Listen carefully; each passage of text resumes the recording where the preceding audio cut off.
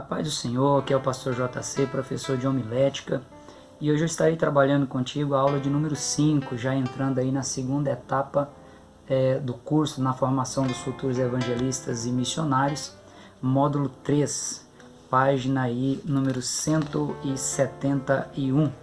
Estamos dando sequência a esse curso. Antes, porém, apenas para lembrar você sobre a nossa prova N1, ela vai ser aplicada aí na primeira aula presencial que nós vamos ter. Se prepare aí estudando as matérias que foram colocadas, fazendo a sua revisão aí das aulas 1 à aula de número 4. Lembrando que a N1 ela vale até 4 pontos. Os resumos que já foram enviados aí pelo WhatsApp já foram corrigidos e também lançado nota. Aquela resposta a pergunta como posso contribuir com a igreja local me utilizando desta ferramenta, as respostas já foram analisadas e também as notas já foram lançadas. Aqueles que fizeram seus trabalhos de maneira manual recebeu aí um ponto extra no seu resumo. Em relação à segunda etapa do curso, faça no resumo da matéria utilizando o material que você já tem, a aula 5 até a aula de número 8. Você só precisa desse livro para você fazer o seu resumo, que é o livro oficial do curso de formação de evangelistas e missionários. Faça no seu resumo as divisões dos tópicos bem clara, e o resumo ele deve abordar todos os pontos que nós vamos trabalhar com você ao longo dessas 4 aulas da segunda etapa do curso. Esse detalhe de você obedecer essa estrutura que está colocada, mesmo quando você vai fazer o seu resumo, vai contribuir em muito em como aprender a fazer a divisão de um sermão. Então isso aí já é um exercício preparatório para você aprender a fazer o seu esboço, montar as suas palestras. A entrega do segundo resumo será na aula de número 7. E vai ser nesse mesmo dia, na aula de número 7, que vai ser aplicada também a prova N2. Vale observar que quem deixar de entregar o seu resumo do livro e a resposta à pergunta, quem deixar de entregar na aula de número 7, corre o risco aí de perder a sua formatura, porque cada professor ele tem um período muito curto para fazer o fechamento do diário com as notas e apresentar aí a aprovação ou não aprovação dos alunos. O resumo também da segunda etapa, aulas 5 a aula 8, vale 4 pontos. Quem fizer o trabalho de maneira manual pode ter um ponto extra. E será dado até 2 pontos para quem responder a pergunta: quais foram as contribuições desta ferramenta da homilética para o meu ministério? É uma pergunta pessoal. Quais foram as contribuições desta ferramenta para o meu ministério? Lembrando aí que essa ferramenta que eu estou me referindo é a matéria da homilética que nós estamos estudando. Já trabalhei com você aí na primeira etapa do curso, falando sobre os conceitos básicos sobre a homilética, as características essenciais do pregador no exercício do seu ministério. Falei também sobre a vida do pregador, o milagre das palavras, o duplo milagre da pregação e também os erros que você deve evitar como pregador. Já falei com você também sobre os 3 tipos de sermões bíblicos: o temático, que é o mais utilizado, sermão textual e o sermão expositivo, sendo esse o expositivo mais eficaz e o menos utilizado. A partir de hoje eu vou entrar na estrutura básica do sermão. Aqui estão questões imprescindíveis e que devem ser observadas por você e por quem ministra, pois aqui na estrutura básica do sermão vai entrar detalhes de como se dá a construção de um sermão, como você consegue construir com início, meio e fim. A primeira divisão de um sermão é o título. Logo em seguida vem o tema. Apesar de o título e o tema parecer se tratar de uma mesma coisa, são questões distintas. O título ele é a expressão inicial que introduz um texto, mostra o assunto e posiciona esse assunto em relação ao texto. O título ele é uma expressão geralmente curta traz uma referência vaga ao assunto que vai ser tratado, ao assunto que vai ser discutido, e geralmente no título você não encontra um verbo. Já o tema, ele é a ideia que você vai defender, é o assunto que você vai abordar. Aqui no tema, o pregador, ele mostra ao ouvinte as diretrizes que ele vai seguir ao longo da exposição do seu sermão. No tema, diferente do título, sempre vai haver uma expressão verbal. Vejamos aqui. O tema, ele deve ter relação com as situações e as necessidades do ouvinte, do público que está sendo alcançado. Quem ministra deve levar em consideração as circunstâncias internas e externas que envolvem as pessoas e também o pensamento do público que está recebendo aquela ministração. O tema, ele deve ser interessante e deve ser pertinente ao texto bíblico que você escolheu e à mensagem que você vai transmitir. O tema tem que ser breve e tem que ser também levar em consideração aí o público que vai ser alcançado, se é um público de criança, de adolescente, de jovens, se é um público de casais, se é família ou se é um público de uma maneira geral. O tema, ele deve despertar o interesse, deve despertar a atenção do ouvinte, levando aí em consideração aonde vai ser ministrado, o público-alvo e qual o foco que a pessoa queira atingir. Levando isso em consideração, essas observações que eu acabei de fazer aí, vamos ver um exemplo prático. Eu coloquei aí o título A Doutrina da Salvação e a Igreja, ou seja, uma frase curta, não tem verbo nessa frase, né?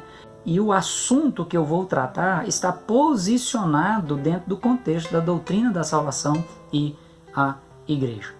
Como tema, eu coloquei os aspectos da doutrina da salvação e a sua relevância para a igreja. Olha o verbo colocado aí na palavra relevância. Então, no tema, sempre você vai encontrar um verbo, ou seja, uma palavra que vai exprimir ou estimular a expressão de uma ação. Primeira divisão, redenção. Segunda divisão, regeneração. Terceira divisão, justificação. Quarta divisão, santificação. E quinta divisão, glorificação. Então você vê que esses tópicos colocados nessas divisões mostram a relevância dos aspectos da doutrina da salvação em relação à igreja. Você apresentou aí a argumentação, os textos bíblicos relacionados com esses tópicos que está sendo apresentado. Você entra aí na conclusão, ou seja, na palavra final, momento que você vai fazer uma síntese dos principais pontos abordados, fazer um apelo ao ouvinte, um convite para que ele dê uma resposta ao tema que foi apresentado para ele, que você consiga, através da sua conclusão, se chegar ao objetivo que se propôs no início. Vale ressaltar aqui que o pregador ele pode deixar de utilizar um título e usar somente o tema. Ao invés de você colocar título e tema, você usa somente o tema. Nesse caso, a pessoa que ministra, na introdução, ela pode mencionar aonde está posicionado no contexto bíblico, neste caso, na doutrina da salvação e a igreja, né?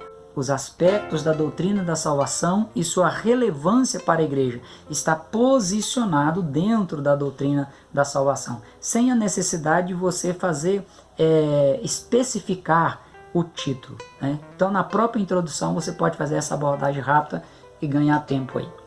Evite você utilizar temas extravagantes ou temas sensacionalistas, como está apresentado aqui na página 172 do livro. Então você pode olhar esses exemplos aí. Seja simples, seja objetivo, porque quem precisa impressionar é o poder de Deus que vai fluir através da sua vida por meio do sermão bem estruturado, bem preparado, que você expôs ou que você vai expor ao seu ouvinte.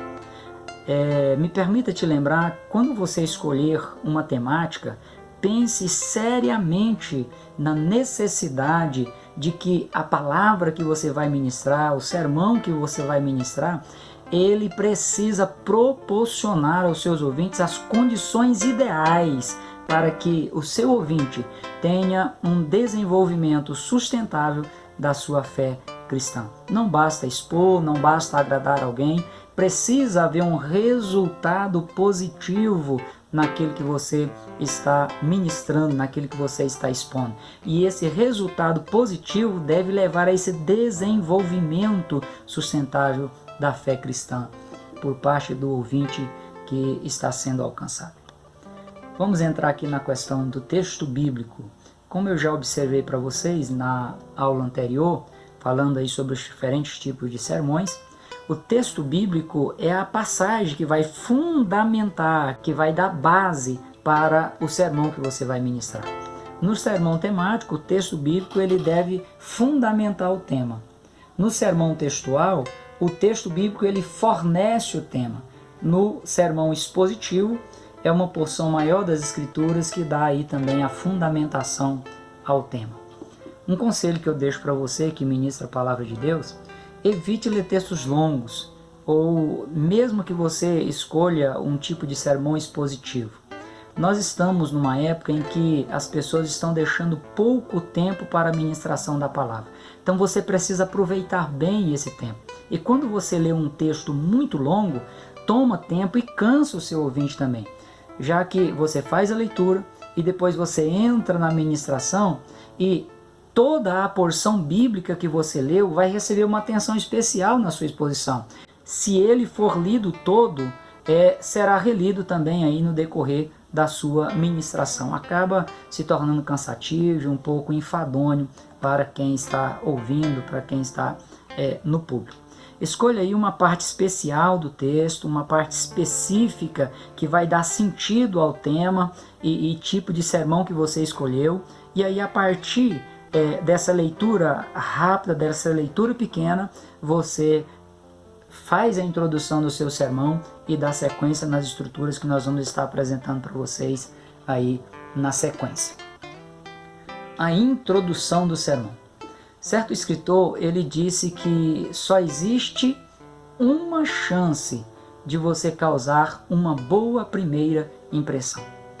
Essa verdade ela pode perfeitamente ser aplicada aqui em relação à introdução de uma palestra, de uma aula, de um estudo bíblico, ou de um sermão num domingo à noite ou numa cruzada evangelística. A introdução ela é o seu cartão de apresentação para quem está te ouvindo. Aí, pretexto de humildade, imitação ou qualquer outro artifício que a pessoa possa utilizar vai ser pura perca de tempo. Vai comprometer a qualidade da recepção no que estiver sendo abordado, vai produzir um resultado negativo. Por quê? Porque o objetivo ele vai deixar de ser alcançado.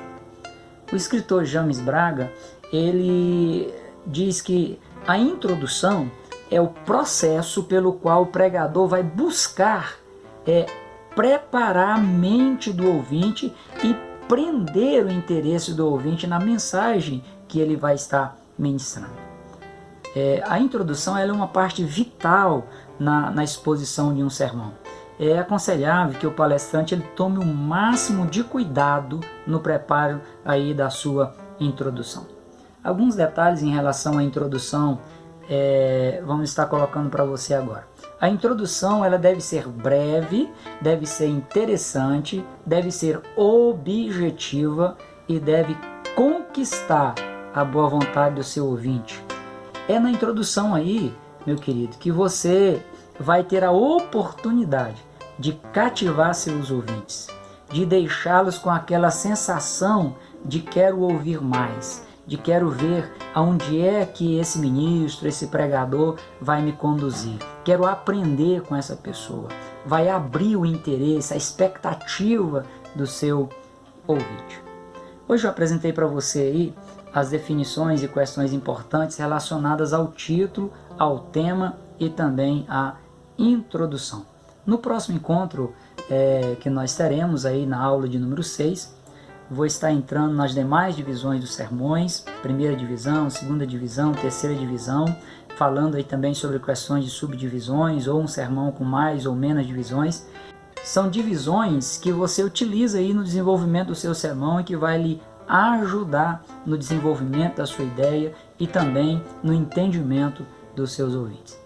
Essa próxima aula também vou estar apontando para você a importância dessas divisões em um sermão.